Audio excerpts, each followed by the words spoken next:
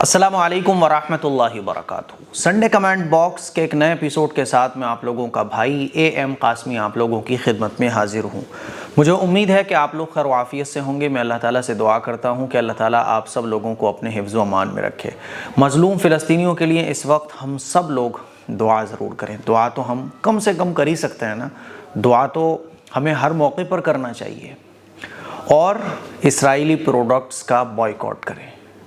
इन चीज़ों को मत ख़रीदें जो इसराइल से बन के आती हैं, जिनका प्रॉफिट इसराइल को पहुंचता है। हम अगर अपने एतबार से देखें कि यार हम एक चीज़ ख़रीद रहे हैं 2 रुपये में, इसराइल का क्या भला होगा। लेकिन आप देखो इंडिया में करोड़ों मुसलमान हैं, 1 रुपये का भी अगर एक मुसलमान से नफ़ा प्रॉफिट इसराइल को पहुँच रहा है तो करोड़ों रुपये इसराइल को पहुँच रहे हैं, जिसका इस्तेमाल वो मज़लूम फ़िलिस्तीनियों के ख़िलाफ़ करता है। हम लोगों की ज़िम्मेदारी बनती है कि हम इसराइली प्रोडक्ट्स का बॉयकॉट करें और अपने इंडिया को आगे बढ़ाने के लिए इंडियंस प्रोडक्ट को यूज़ करें। समझ रहे हैं बात को? आप गूगल पे, और अब तक आप लोगों को पता भी चल चुका होगा कि इसराइली प्रोडक्ट्स क्या क्या हैं। बिल्कुल अवॉइड कीजिए इनको ख़रीदना, बॉयकॉट कीजिए इनका। मेरे अज़ीज़ भाइयों, मेरी बहनों, अल्लाह ताला से तहज्जुद के वक्त में दुआ करें। बहुत बुरे हालात हैं इस वक्त फ़िलिस्तीन के, और सोशल मीडिया पे कोई भी बात जोश में आके, जज्बात में आके ऐसी मत बोलिए जिससे मुसलमानों के ख़िलाफ़ जो लोग चाले चल रहे हैं वो मुसलमानों को निशाना बना सकें। इसका भी आप लोगों को ख्याल करना बहुत ज़रूरी है। आप लोगों के बहुत सारे सवालात हैं।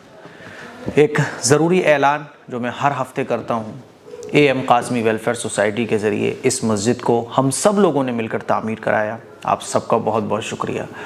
अब एक मदरसे की और स्कूल की ज़रूरत है, जिसके लिए बहुत जल्द काम शुरू होने जा रहा है। मदरसे का, स्कूल का 3D नक्शा भी आने वाला है। एक हॉस्पिटल भी तैयार होना है। एक वृद्धाश्रम, ओल्ड हाउस भी सड़कों पर सोने वालों के लिए तैयार होना है। तो ऐसे कामों के लिए आप हजरात ताउन ज़रूर करें। 50 रुपये, 10 रुपये, 100 रुपये मैं आप लोगों से भीख मांग रहा हूँ इस दीन के कामों के लिए। इन तमाम दीनी कामों के लिए आप इस QR कोड को स्कैन करके ज़रूर ताउन कीजिएगा। या फिर आप कुछ बड़ा अमाउंट देना चाहते हैं, अपनी ख्वाहिश के मुताबिक अपना पैसा लगवाना चाहते हैं, तो आप फ़िरोज़ाबाद आइए और हमारे दीनी कामों में शामिल हो जाइए। हमने इरादा किया है कि इंशाअल्लाह इसी साल से ही एक इस्लामिक स्कूल की शुरुआत करेंगे। आप हमारे लिए दुआ करें, और अगर आप ताउन करना चाहें तो ज़रूर ताउन करें। मैं आप लोगों से यही गुजारिश करना चाहूँगा। चलिए सवालों का सिलसिला शुरू करते हैं। इस बार बहुत सारे सवालात व्हाट्सएप के भी लिए गए हैं। तो ये पहला सवाल है जो व्हाट्सएप पर पूछा गया था। आप अगर व्हाट्सएप करना चाहते हैं तो 7417810799 पर आप व्हाट्सएप SMS कर सकते हैं। ठीक है, मेल करना चाहें तो मेल कर सकते हैं askmkasmi@gmail.com पर। पहला सवाल एक बहन ने पूछा है कि मुझे एक आयत के बारे में जानना है, हो सके तो आप वीडियो बना दें। आयत करीमा, इस सूरत को बहुत लोग कहते हैं कि ये बहुत ज़्यादा गर्म है, इसको ज़्यादा नहीं पढ़ना चाहिए। मेरी एक आंटी है, उनका कहना है कि शादी से पहले उन्होंने बहुत पढ़ा और उनका दिमाग ऐसा हो गया कि बहुत गुस्सा आता था, कुछ भी तोड़ फोड़ देती थी।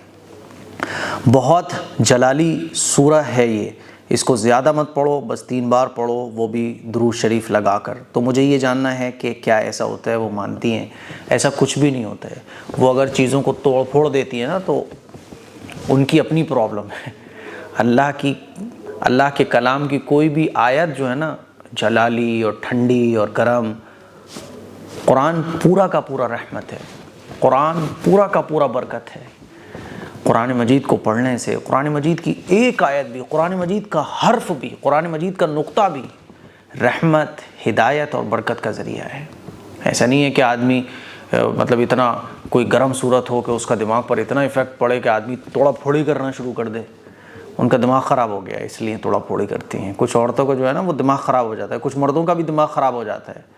तो वो जो है ना थोड़ा सा घर वालों पर रौब जमाने के लिए गुस्से का इज़हार ऐसे करेंगे, चीज़ों को फेंकेंगे। इंतहाई बदतमीज़ लोग होते हैं ऐसे, जो चीज़ों को फेंकते हैं, तोड़ा फोड़ी करते हैं। तो बदतमीज़ी का इलाज ये है कि बदतमीज़ी ख़त्म करो। ये नहीं है कि कोई सूरत पढ़ने से बदतमीज़ी आ गई हो। इंसान बदतमीज़ होता है अपने अमल से।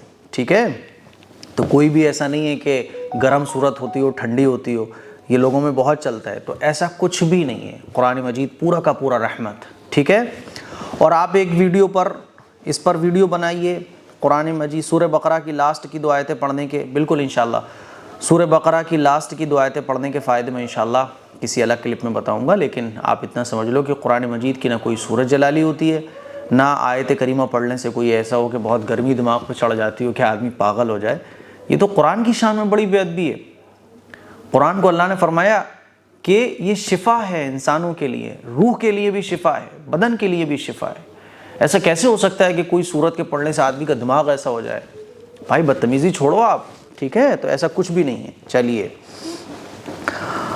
अगला सवाल पूछा है, मोहतरम जनाब मुफ्ती साहब, मेरी वालिदा हज्जन ज़ुबैदा बी की तबीयत नासाज है। आप हज़रात से उनकी सेहत के लिए गुजारिश है कि अल्लाह ताला उनको सेहत दे, उनकी उम्र दराज फरमाए। आपका भाई साजिद ख़ान, पत्रकार, धनपुरी, शहडोल। भाई साजिद भाई, बिल्कुल हम दुआ करेंगे और सभी लोगों से मैं गुजारिश करना चाहता हूँ कि दुआ करें कि अल्लाह ताला इनकी वालदा को सेहत अता फ़रमाए, तंदुरुस्ती अता फ़रमाए और अल्लाह ताला खूब आपकी वालदा की उम्र में बरकत अता फ़रमाए। अगला सवाल रूही पूछती है, मेरी बेटी का नाम मन्नत है जो 3 साल की है। मैंने डॉक्टर को दिखाया और सारे टेस्ट करवा लिए हैं, उसका कोई भी प्रॉब्लम नहीं है, सब ठीक है, पर वो बोलना शुरू ही नहीं किया है। वो बस कुछ ही शब्द बोल पाती है, 3 साल की, और जब अजान होती है तो वो कान को बंद कर लेती है। कहीं कोई बात तो नहीं? मुझे बताइए, कोई दिक्कत तो नहीं है? कोई भी दिक्कत नहीं है, कोई प्रॉब्लम में पड़ने की बात नहीं है, परेशान होने की बात नहीं है। और 3 साल हुए, कोई बात नहीं, बाज़ दफ़ा बच्चे 5-5 साल में भी बोलना सीखते हैं। तो इसमें ऐसा नहीं है कि आप परेशान हो जाओ कि बच्चा बोलना क्यों नहीं सीख रहा है ना। और कि भूले भटके से किसी मौलाना लोग जो तावीज़ गंडे के चक्कर में लगे रहते हैं ना, और तावीज़ गंडे देते हैं, उनके चक्कर में मत पड़ जाइए, वरना खाल उधेड़ देंगे ऐसे मौलाना लोग। हर मौलाना गलत नहीं होते, लेकिन मौलानाओं की फील्ड में भी कुछ गलत मौलाना होते हैं जिनका काम ही होता है 100 रुपये लेके आओ, 50 रुपये लेके आओ, 500 रुपये लगेंगे इस तावीज़ के। ऐसों से बच के रहिएगा, ठीक है? तो सब कुछ ओके है, परेशान होने की कोई ज़रूरत नहीं है आपको।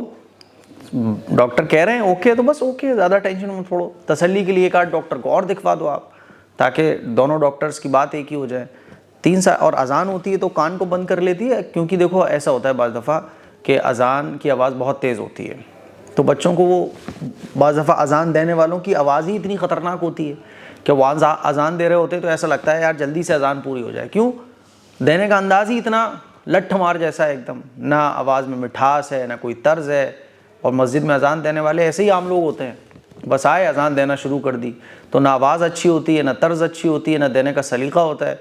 तो वो अजान एक मुश्किल भरा लम्हा बन जाता है कि यार ये अजान जल्दी से पूरी हो। तो और स्पीकर इतने तेज़ आवाज़ में होते हैं बाज़ दफ़ा, तो ऐसा नहीं है, बच्चों को बाज़ दफ़ा तेज़ आवाज़ से प्रॉब्लम होती है तो वो कान बंद कर लेता है। इसमें ऐसा नहीं है कि कोई असर हो, कोई चक्कर हो, ठीक है? तो परेशान ना हो बिल्कुल भी आप। अच्छा जी, अगला सवाल है, मुफ्ती साहब शादी नहीं करनी है, हस्बैंड बार बार मैसेज भिजवा रहे हैं, फ़ोन पे भी कहीं बिना तलाक के अलग रह के हराम कर रही है। क्लियर नहीं लिखते आप लोग, क्लियर लिखा करो, गलत बात है ना। अब आपका मसला कुछ भी समझ में नहीं आ रहा है, और एडमिन की गलती है कि ऐसे सवाल लिए क्यों। जब सवाल क्लियर नहीं है तो ऐसे सवाल लेना नहीं चाहिए।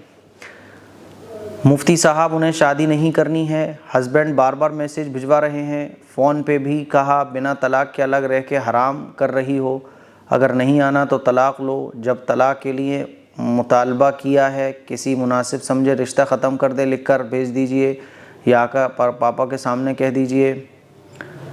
देखो, अगर आपकी शादी हो गई है और आप दूर रह रही हो तो हस्बैंड ये बोल रहे हैं, तो ये आपस का मामला है, इसको देखो आप कि आपस में कैसे डील करना है। आपकी जो राइटिंग है वो मेरे बिल्कुल पल्ले नहीं पड़ रही है, ठीक है? तो आपको अगर शौहर के साथ रहना है तो शौहर से बात करो, और अगर शौहर के साथ नहीं रहना है तो अपने घर वालों को बीच में लाके उनसे फाइनल करो कि भाई क्या करना है, तलाक करवानी है, अलग रहना है, क्या करना है। घर वालों के साथ इस मसले को डिस्कस करो, ठीक है? अच्छा जी, एक ने सवाल पूछा है कि दुरूद शरीफ, अरे कैसे कैसे सवाल आ गए।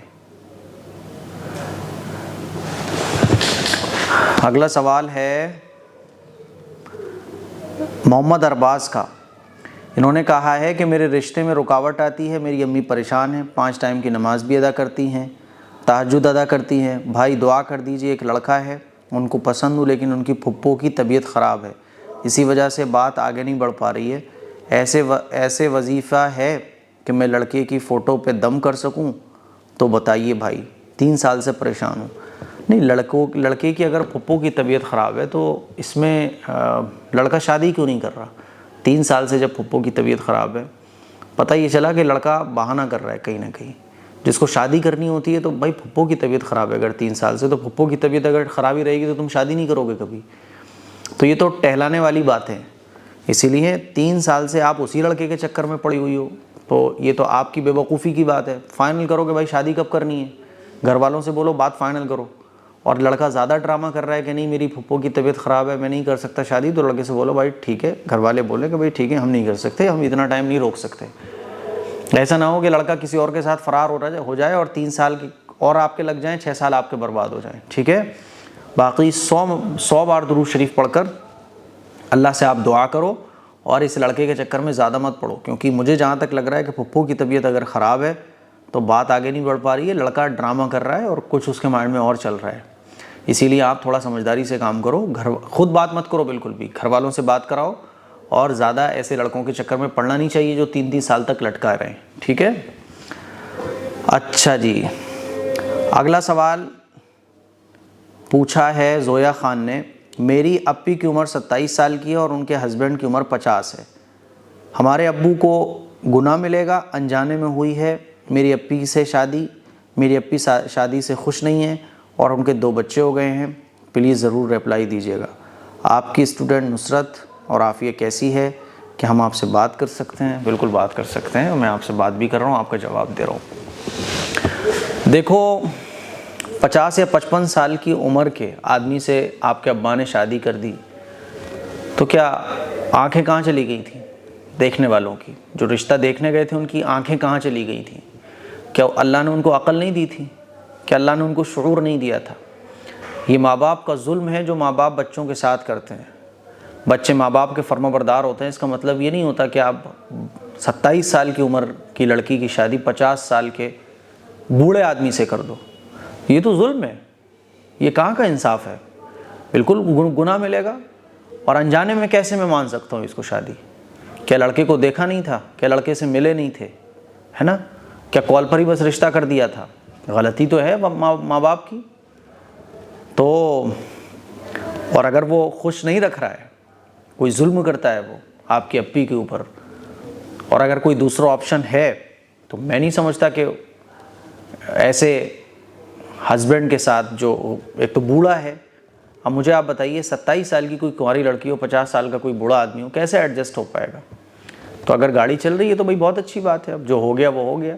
लेकिन बहुत ज़्यादा जुल्म ज़्यादती कर रहा है या कोई और प्रॉब्लम्स है जिसकी वजह से ज़िंदगी गुजारना मुश्किल हो रही है, तो फिर बेहतर ये है कि जिसमें सुकून हो वो फ़ैसला लिया जाए। ठीक है, बहरहाल वालिदैन पर गुनाह तो मिलेगा।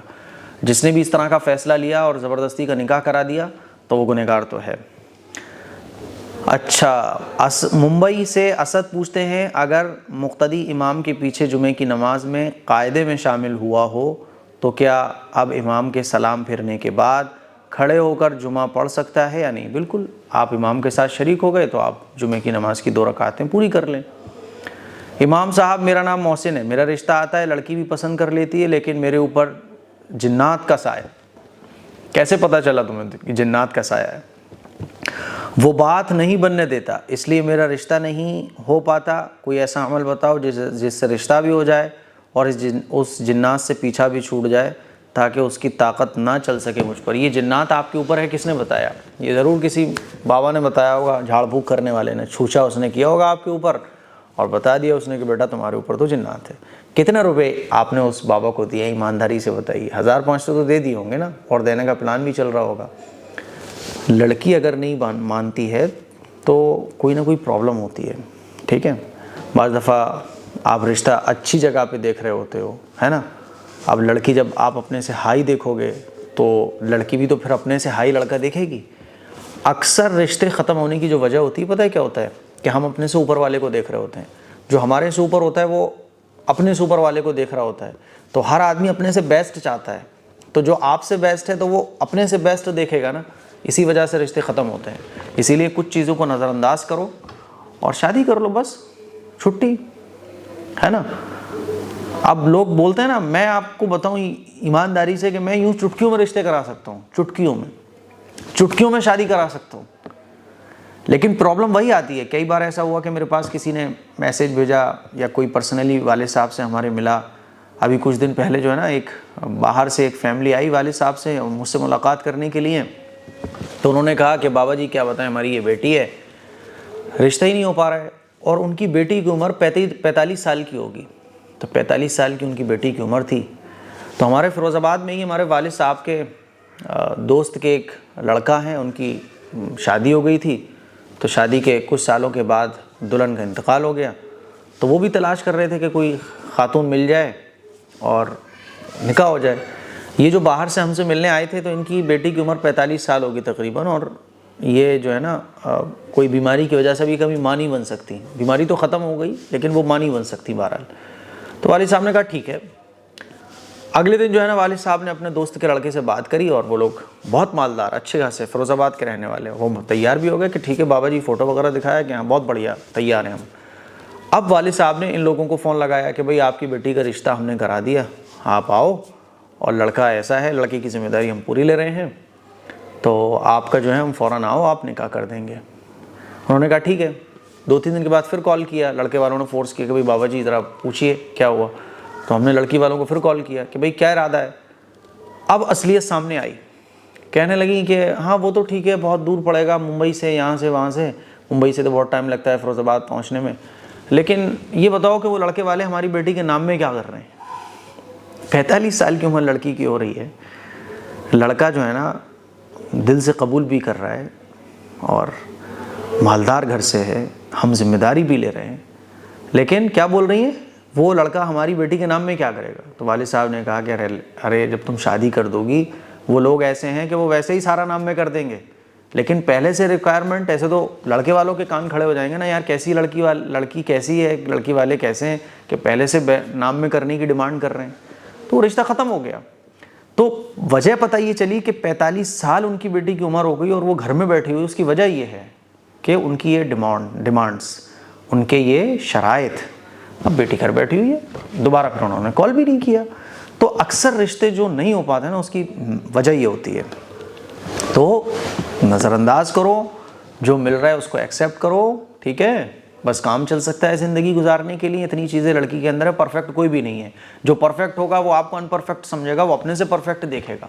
इसी वजह से दुनिया परेशान फिर रही है, कोई किसी को भी किसी के जोड़ का नहीं मिल रहा है, ठीक है। चलिए अगला सवाल पूछा है, 4 रकात वाली सुन्नत नमाज में सूरह फातिहा के बाद कोई और सूरत भी मिलाना है या नहीं। शुरू की 2 रकात में सूरह फातिहा के बाद कोई सूरत मिला सकते हैं।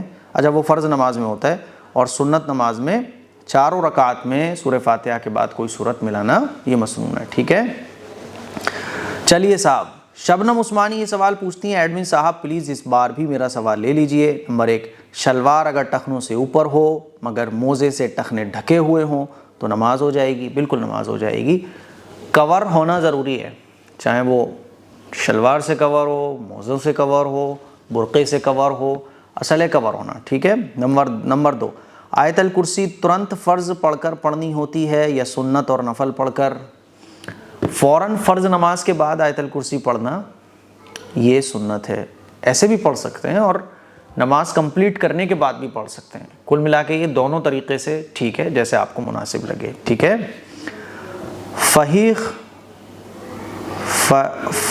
एफ शेख, अच्छा एफ शेख पूछते हैं, मुफ्ती साहब मेरी एक शिकायत है, आप हमेशा सबके सवालों का जवाब देते हैं, लेकिन जब मैं सवाल करती हूँ तो आप जवाब ही नहीं देते। कुछ परेशान लोगों के भी सवालों को ले लिया करें। ठीक है भाई, बहुत बहुत शुक्रिया, नाराज़ मत हो। मेरे भी कुछ सवाल हैं, उम्मीद करती हूँ कि आप ज़रूर जवाब देंगे।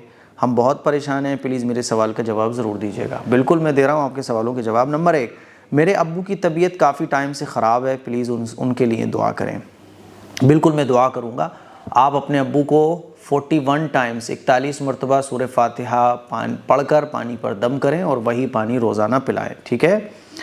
उनकी प्रॉब्लम दूर हो जाए। बहुत डॉक्टर को भी दिखाया गया लेकिन हमारी पकड़ में नहीं आ रही है, पूरी बॉडी में दर्द रहता है, बहुत बेचैनी रहती है।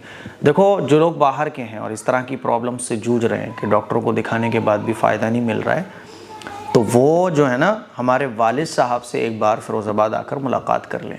या फिर जो लोग अपनी प्रॉब्लम्स का सॉल्यूशन चाहते हैं, दूर रहते हैं आपके घर की कोई प्रॉब्लम है, अपने घर को आप चेक करवाना चाहते हो या आप अपने घर हमारे वालिद साहब को बुलाना चाहते हो, यकीन मानो कि आपको किसी भी तावीज़ की ज़रूरत नहीं पड़ेगी, है ना। जितने भी शैतानी असर वसर, जितनी भी जिन्नात चुड़ैल भूत होंगे ना, सब इंशाल्लाह ख़त्म हो जाएंगे। हमारे वालिद साहब से आप एक बार कांटेक्ट कीजिएगा। नंबर है 9258, ठीक है, 759396, 9258 75 93 96। ये हमारे वालिद साहब का नंबर है। आप चेकअप वगैरह अगर कराना चाहते हो, इस तरह की कोई भूतिया प्रॉब्लम है ना, जिसको भूतिया प्रॉब्लम कहते हैं, वो इंशाल्लाह चुटकी में ख़त्म हो जाएगी, चुटकी में। तो आप कांटेक्ट करिए।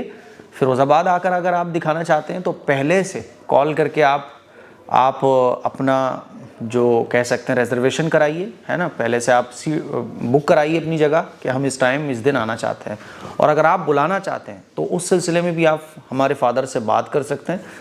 आप अगर अपने घर की कोई प्रॉब्लम को दिखाना चाहते हैं, कोई और प्रॉब्लम है, तो इंशाल्लाह वो भी सब ख़त्म हो जाएगी। यानी A to Z सारी प्रॉब्लम्स का समाधान, भूतिया जितनी भी तरह के काले सफ़ेद पीले जादू होते हैं, सबका समाधान इंशाल्लाह आपको मिलेगा। सारी प्रॉब्लम्स का सॉल्यूशन आपको मिलेगा। 1 रुपया भी आपको खर्च करने की ज़रूरत नहीं है, ठीक है। अच्छा, तो आप 41 मरतबा सूरह फातिहा पानी पर दम करके अपने अब्बू को पिलाइए, ठीक है। इंशाल्लाह दर्द ख़त्म हो जाएगा, ठीक। तो मैंने आपके सवाल का जवाब दे दिया है। अच्छा, मेरे पूछने का मतलब है कि अगर कोई इंसान अपने ही सगे भाई का हक मारने वाला है और वो इंसान अगर मस्जिद मदरसों में भी पैसा दे, तो क्या ऐसा करने से उसके गुनाह को अल्लाह माफ़ कर देगा? अगर उसने किसी इंसान का हक मारा है तो वो माफ़ नहीं होगा, उसकी सज़ा तो उसे आखिरत में मिलेगी। यूज़र पूछते हैं, मुफ्ती साहब मेरी एक रिक्वेस्ट है, प्लीज़ एक वीडियो इस पर बनाएं कि कोई औरत शौहर से अलग होकर 8 साल से अलग रह रही हो, उसका शौहर किसी दूसरी औरत के साथ हो, निकाह भी कर लिया, उसके औलाद भी हो गई उससे, और पहले वाली को तलाक भी नहीं दे रहा। इस सूरत में औरत क्या करे? औरत कोई ख़र्चा भी नहीं उठा रही, पहली बीवी को ख़र्चा भी, बीवी का दर्जा भी नहीं दिया, औरत अपने मायके में है। प्लीज़ वीडियो बनाइए इस पर। देखिए, इस सिलसिले में घर के बड़ों को चाहिए कि वो शौहर को बुला के कायदे से, तमीज़ से बात करें कि भाई ऐसा क्यों कर रहे हो, ये तो गलत है। और अल्लाह के रसूल की वाइदें उनको सुनवाई जाएँ, उनको राह रास्त पर लाने की कोशिश की जाए, ठीक है। फिर भी अगर हस्बैंड राज़ी ना हो इस औरत को रखने के लिए और तलाक भी नहीं दे रहा हो, कुछ हस्बैंड जो है ना बहुत नालायक किस्म के होते हैं कि वो तलाक भी नहीं देते और औरत को लटकाए रखते हैं कि बेटा हम तो ये सबक सिखाएंगे। ये इंतहाई दर्जे का कमीनापन है, मैं इसको कमीनापन कहता हूँ। तो औरत को चाहिए कि मुस्लिम पर्सनल लॉ बोर्ड के जो ऑफिस होते हैं ना, हर शहर में होते हैं, वहाँ आप रब्ता कीजिए। तो उलमा जो है ना फिर इस मसले का हल आपको निकाल के देंगे। जो मुस्लिम पर्सनल लॉ बोर्ड के जो शरई अदालत जो होती हैं, वो फिर हस्बैंड की तरफ से वकील बनकर आपको तलाक दे देंगे। इद्दत पूरी करने के बाद फिर आप बिल्कुल फ्री हो जाएंगी, ठीक है। ये हाल है इसका। फ़हीम ख़ान पूछते हैं, मुफ्ती साहब जब मेरी शादी हुई तो मेरे शौहर मैं बिज़नेस के लिए गहने लिए, अब मेरी शादी को 12 साल हो चुके हैं और मेरी जेठानी ये कहती हैं कि आपके बिज़नेस में मेरे भी गहने लगे हैं, जबकि मैं उनके मायके में सारे गहने उनके पास देखी हूँ और उन्होंने अपने हम लोग क्लियर नहीं लिखा अपने सवाल। कुल मिला के जहाँ तक मैं समझा हूँ वो ये कि आपकी जेठानी ये बोल रही हैं कि आपके शौहर के बिज़नेस में उनके भी गहने लगे हैं। तो इसका कोई ना कोई प्रूफ होगा, कोई ना कोई गवाह होगा। कोई भी गहने देता है तो गवाह के बगैर तो नहीं देता ना। तो ये आपस का मसला है, इसे बैठ के हल करो। इसमें मैं क्या बता सकता हूँ, कौन झूठा है, कौन सही है, कौन सच्चा है, ये तो अल्लाह बेहतर जाने। आपस में बैठो और आपस में डिस्कस करके इस मसले का हल निकालो, ठीक है। अब मेरे बताने से क्या हो जाएगा? मैंने बोला हाँ ठीक है वो गलत है, तो अब क्या हो जाएगा? वो तो नहीं मान रही ना मैं गलत हूँ। तो आपस में बैठो, आपस में डिस्कशन करो और ठंडे दिल से आपस में मिल बैठ के जैसा हो वैसा फ़ैसला कर लो, ठीक। बेहतर यही है कि हम अपने मसाइल को जो है ना अदालत कोर्ट कचहरियों में ना जाने दें, इससे प्रॉब्लम्स बढ़ती हैं। अच्छा, सरवरी खातून पूछती है, मुफ्ती साहब मेरे माँ बाप बहुत हम 2 बहनों पर जुल्म करते हैं, हम दोनों की शादी तो कर दी है, लेकिन शादी के बाद कोई भी ज़रूरत पूरी हो या अपने दिल से पहले दी है तो उसके लिए ताना मारती हैं और बहुत बोलती हैं, जुल्म करती हैं। क्लियर लिखा करो, मैं बार बार बोल रहा हूँ, क्लियर ना लिखने की वजह से बहुत प्रॉब्लम होती है। आप लोग सवाल भी भेजते हो और ये नहीं कि 2-3 मिनट तसल्ली से उसको लिखो, पढ़ो कि मुफ्ती साहब को पढ़ने में समझ में आ जाएगा, परेशानी तो नहीं होगी। यहाँ बैठ के मुझे हिज्जे करनी पड़ रही होती हैं। कितनी बार बोला है इस बात को। अब ये सवाल है, ये भी अधूरा है, और एडमिन को पता नहीं क्या हो जाता है, यार ऐसे सवाल ले लेते हो तुम, क्यों ले लेते हो भाई ऐसे सवाल।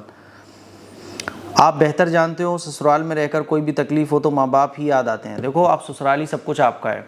ये देख लो कि ससुराल में ज़्यादा जुल्म हो रहा है या माँ बाप की तरफ से जुल्म ज़्यादा हो रहा है। कौन सी तकलीफ़ आपके लिए झेलने के काबिल है, तो जो तकलीफ़ झेलने के काबिल हो उसको झेलो, ठीक है। और ज़्यादा टेंशन में मत पड़ो, वो काम करो जिससे टेंशन कम होती हो। टेंशन बढ़ जाए वो काम बिल्कुल भी मत करो, ठीक है। मोहम्मद मारूफ कहते हैं, जब भी कमेंट करो, कभी 200 कभी 150 आज किया है, प्लीज़ जो कमेंट मैंने पिछले संडे को किया था उसका जवाब दे दे।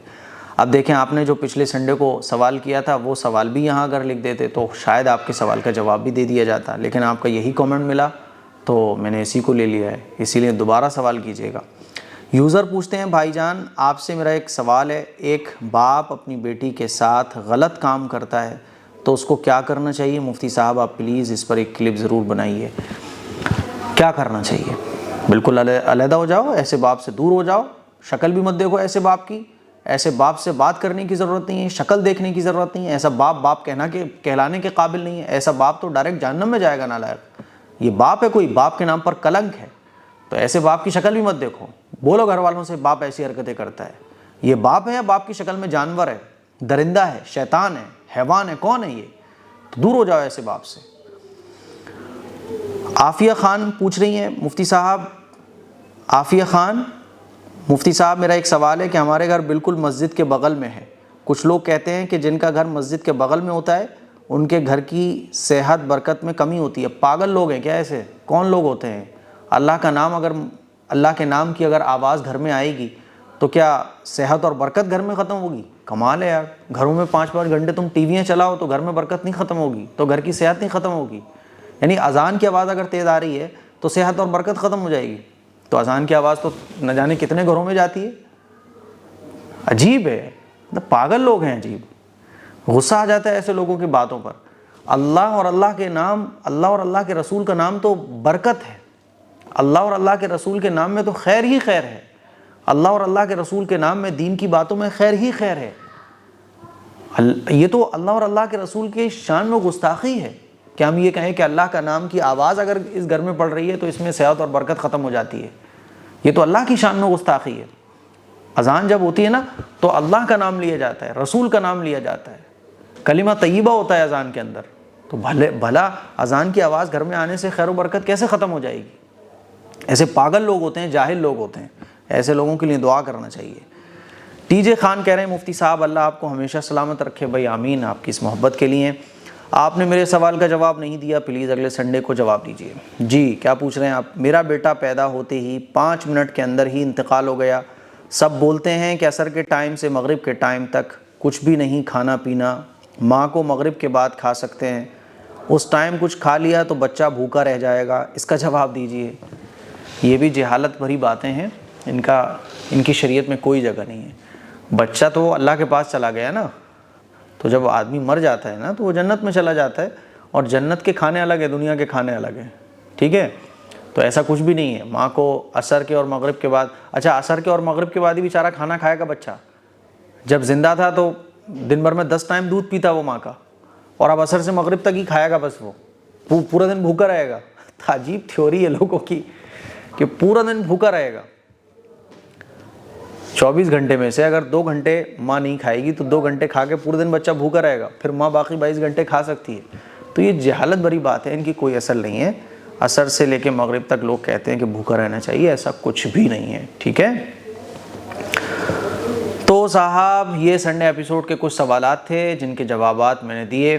मुझे उम्मीद है कि आप लोगों को ये संडे एपिसोड पसंद आया होगा, और आप अपने सवालात को कमेंट बॉक्स में जाके कमेंट में कर सकते हैं, मेल कर सकते हैं, व्हाट्सअप कर सकते हैं। दुआओं की गुजारिश है, इस संडे एपिसोड को घर में सबके साथ शेयर करें, सबको दिखाएं। मैं तो यही कहना चाहूँगा कि घर की जो LED होती हैं उस पर लगा के सबके साथ बैठ कर देखें, ताकि ये आधे घंटे का एपिसोड हमें हर हफ्ते बहुत कुछ सिखा जाता है। दुआओं की